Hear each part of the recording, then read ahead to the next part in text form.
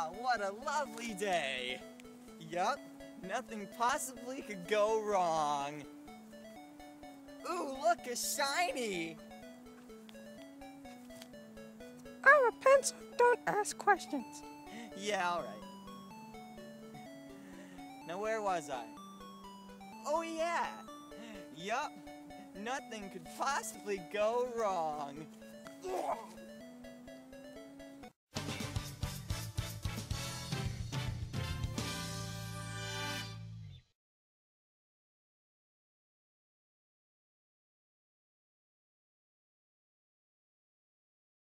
That we just saw was the first law, was Newton's law of gravity. Well, we're not going to be using the first law of gravity anymore.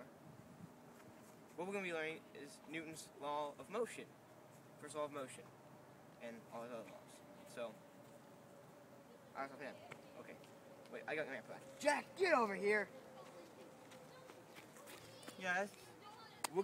This apple he has is going to help us demonstrate the first law of motion. Jack, would you please set the apple down? Yeah, okay.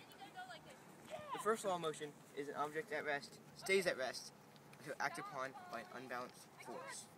Jack, will you demonstrate this? Yes. Stop rolling here. What is going on? You gotta move it harder, Jack. Never mind. It's not. Hit it harder. It's a big puddle, but it's not. Hit it harder. You can stand like you're running down the hill and I'll go. And it will stay at motion until acted upon by an opposite outside force. Like the gravity. So.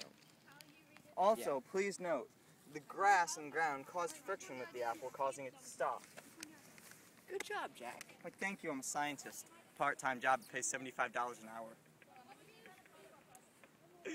I'm very proud of it. I went to medical school for like 30 days. But that was how does a scientist form?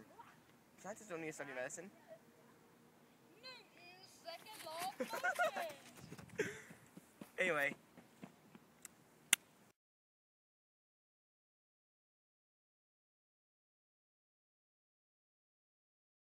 Newton's second law of motion states that an object acted upon by a net force will accelerate in the direction of the force, and that the acceleration equals the net force divided by the object's mass.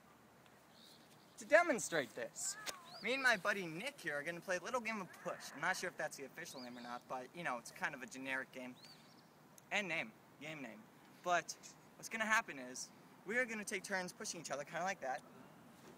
And it's kind of ties into the second law of motion too, because if he pushes me, I'm going to move back. Because of Newton's second law, that's going to happen. And if I push him, he's going to go back. In that direction, may I add. But if I push him, and he's standing as hard and still as he can, I'm going to end up moving back, because Newton's second law tells us that's how it is. Alright, Nick, ready to give us an example of this awesome power that is Newton's second law of motion? Okay, good. Stand still. Don't do anything. Ready?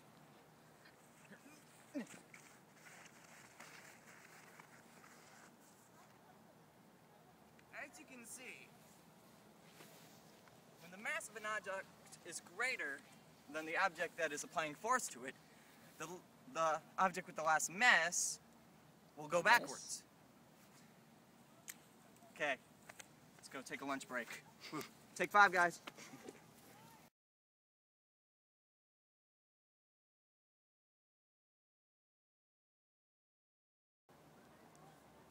Newton's third law of motion is for every action there's an opposite but equal reaction. Now to Jack with the experiment. As that stated, every action has an equal and opposite reaction. Now, that basically means that... Jack, you okay? Yeah, fine. Well, here he comes back to help us explain what our example is going to be. Well, he actually done a perfect example right there. Jack, exactly how did you trip on that and not see it coming? I'm blind in my left eye. I'm upset to see that, man. Okay. Anyway, the example that he just did was the equal reaction would be the motion of his foot hitting the sewer drain, and the opposite reaction would be gravity pulling down to the ground and making face plant onto the fence. I go to the hospital now. Well, that's all we have for today. So goodbye.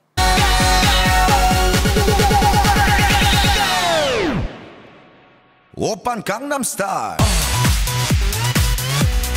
Gangnam Style. Op.